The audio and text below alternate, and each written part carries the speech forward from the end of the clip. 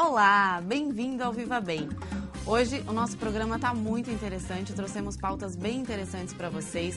Hoje a gente vai ter aqui no programa o especialista ortodontista, o Dr. Glaucio Dias, e a gente vai trazer também o pessoal da Companhia Andrade para falar um pouquinho da primeira mostra de teatro Lambe Lambe que vai acontecer aqui em Itajaí. Então a gente tem saúde, tem teatro e além disso a gente tem o jornalista Paulo Wolff que vai trazer as principais informações no Café e Notícia que começa agora.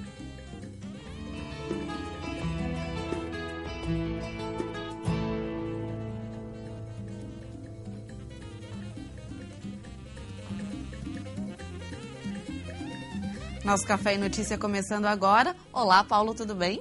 Bom dia, Ana. Bom dia a você que nos acompanha. Bom dia para todo mundo aí de casa, né? Paulo, quais são as principais informações aqui de Itajaí? Eu estou sabendo que a notícia dos vereadores ainda está dando bastante o que falar. Pois é, tá difícil, na verdade, de digerir, né, essa informação, esse aumento no número de vereadores de Itajaí. A partir de 2013, a Câmara passará de 12, né, os atuais 12 vereadores, para 21 vereadores. E, além disso, o salário, né, dos vereadores passará dos atuais 7 mil para 11 mil reais, né? Como já veiculamos aí nas mídias do Grupo MLO, tanto no rádio, televisão, jornal, internet, 9 vereadores foram favoráveis ao aumento, né, no número de vereadores, lei que altera a lei orgânica, né, do município, e apenas 2 vereadores foram contra, já que o vereador Luiz Carlos Pissetti pediu licença por 30 dias. E o Nicolas Reis era o presidente da Câmara. Era o presidente da Câmara. Nicolas Reis assumiu interinamente, provisoriamente. Então, ele se demonstrou contrário também a essa decisão. A alegação dos vereadores, Ana, vai aumentar a representatividade, né? É a alegação mais forte, mais batida por todos eles. Vai aumentar a representatividade na Câmara. Agora eu te pergunto, a representatividade de quem? Da população ou dos partidos políticos? Foi o que nós comentamos ontem aqui no Viva Bem também com o jornalista Osni Alves, né, que esteve na Câmara de Vereadores, que acompanhou todo o processo de votação, e a gente colocou a representatividade de quem? Do povo, da comunidade de Itajaí, dos bairros, ou não, ou só a representatividade dos partidos, a representatividade deles dentro da Câmara, dos próprios vereadores, porque vai aumentar o número de vereadores. Olha, Ana, da população, creio eu, seja meio difícil, né? Porque a população não se sentiu representada, né, na noite de terça-feira, quando os vereadores aprovaram esta medida. Não se sentiu representada, sabe por quê? Porque a maioria da população, uma pesquisa realizada pelo IPS Univale, demonstrou que 68% dos cidadãos itajaenses são contra este aumento. Né? Uma pesquisa realizada por um jornal local, também a maioria esmagadora foi contra. Uma enquete realizada pelo Observatório Social de Itajaí também demonstrou que mais de 70% da população é contra. Inclusive, no dia da votação, o Observatório Social de Itajaí levou um abaixo-assinado com mais de 9 mil assinaturas. Olha. Só que os vereadores já foram com a opinião formada. No dia da votação, nós fizemos uma reportagem logo pela manhã, né, a nossa equipe aí do Estúdio News, juntamente com a Ana Maicotti, que esteve aqui ontem. A Ana esteve aqui. Obrigada, Aninha, por estar aqui com a gente ontem no café. E nós já entramos com a decisão, né, ao meio-dia. Ligamos para todos os vereadores, mudou de opinião? Não. Já sabíamos o resultado, ao meio-dia nós já tínhamos o resultado da votação, né? Então, é uma questão de opinião formada. Eles não queriam nem saber o que o povo acha, o que o povo pensa, né? O povo só interessa, sabe quando, Ana? A partir de 2012, quando teremos eleição municipal, aí o povo vai interessar, vai ser interessante o que o povo pensa, o que o povo não pensa. A partir de agora, né? Teve um vereador, né, que chegou a falar o seguinte: eu pensei durante 8 anos sobre esse assunto, aumento ou não no número de cadeiras, né? Ou seja, ele pensou durante 8 anos e no dia da votação ele fez a mesma... A favor, né? 8 anos serviram para quê, então, né?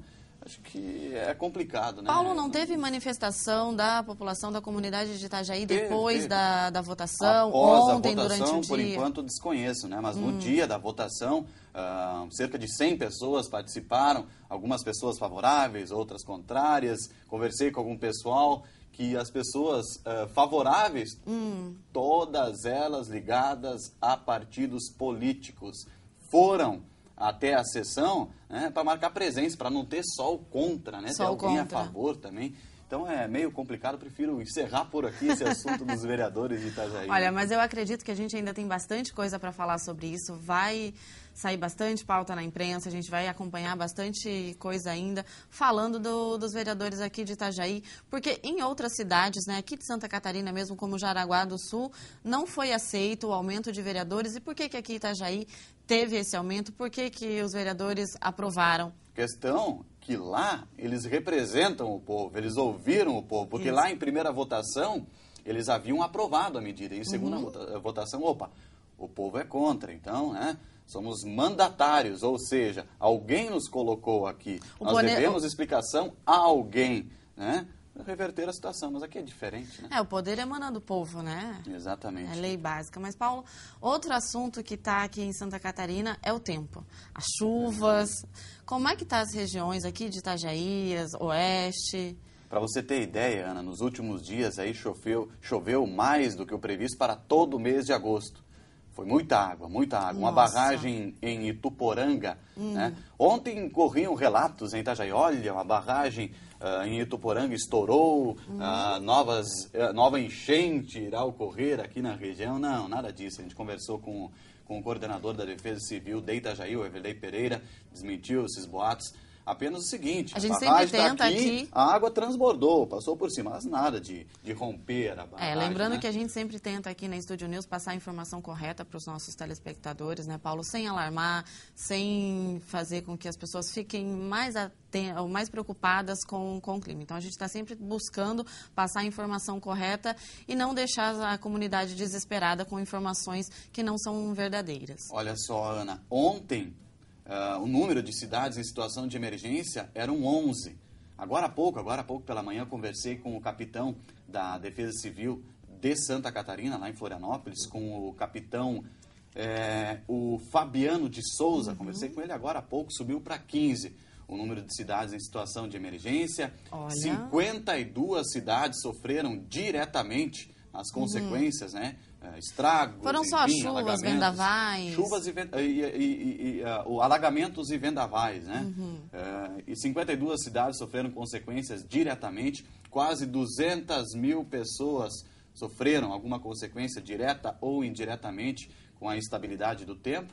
Mas tem uma notícia boa, né? Olha, de hoje até sábado, a previsão é de tempo firme, de tempo bom. Previsão, né? Sim. Meteorologistas não contam que até sábado a previsão deve ficar com um tempo bom. O sol deve voltar a aparecer. Deve voltar a aparecer. Hoje de manhã ele tentou. Até que tentou sair, mas nuvens carregadas, deram uma segurada.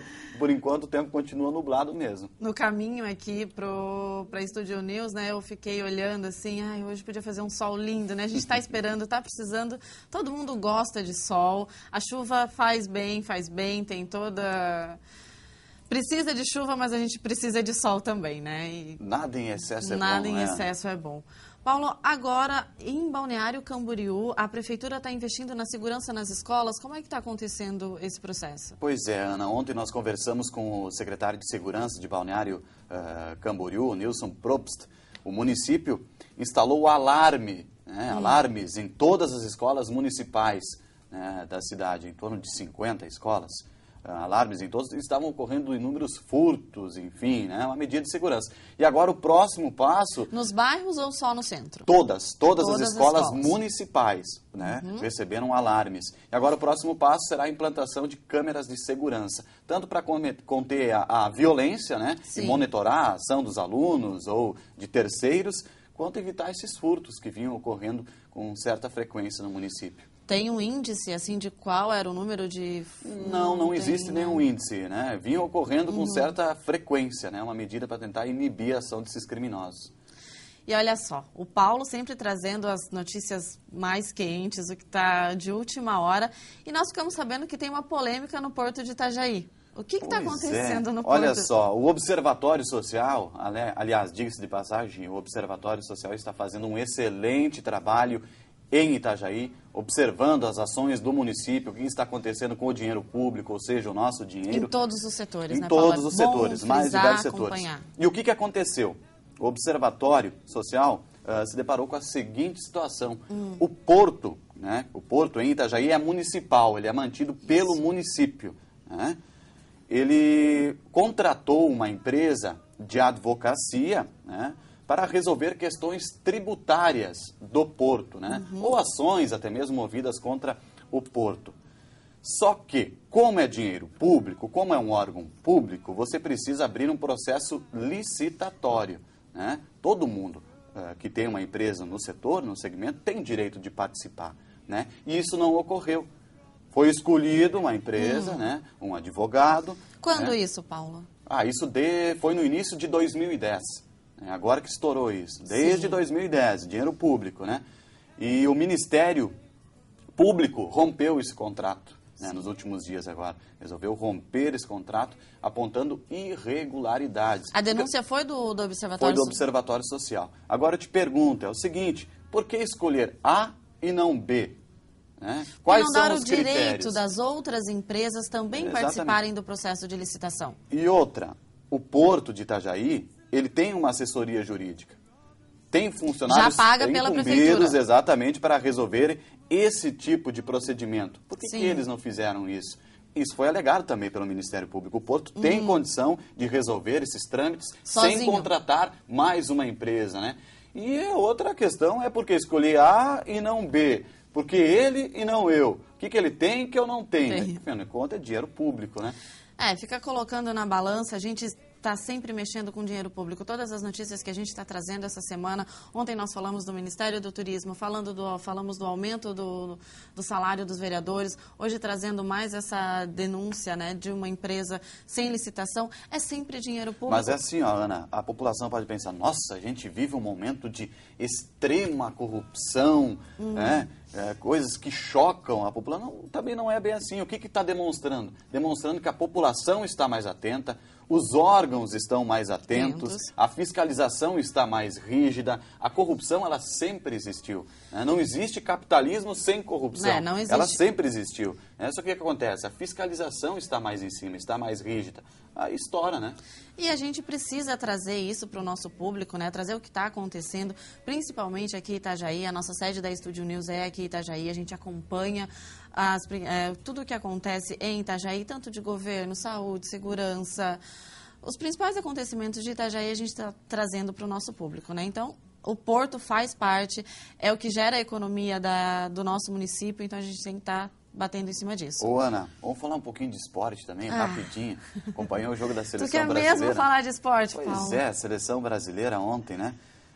Vamos falar primeiro da seleção principal, né? Porque a molecada é só alegria, né? A seleção sub-20 no Mundial mandando ver, né? Jogando um bom futebol.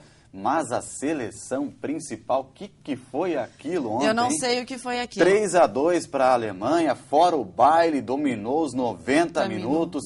Ricardo Teixeira já garantiu o Mano Menezes no cargo, daquilo não sai.